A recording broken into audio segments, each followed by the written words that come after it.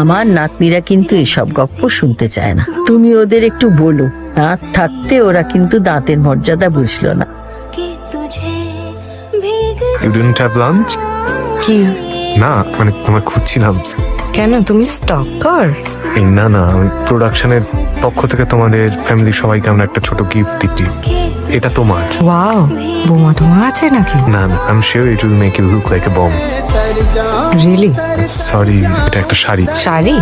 ঝুম্পাকে দিয়ে দাও, আমি শাড়ি পরলে আমাকে জলহস্তির মতো লাগবে দেখতে। মানে I am sure you look great. জলহস্তির ফেটিস থাকলে যাও গিয়ে নার্জিও দেখো, আমার সাথে বেকার কিল্লি করতে এসো না।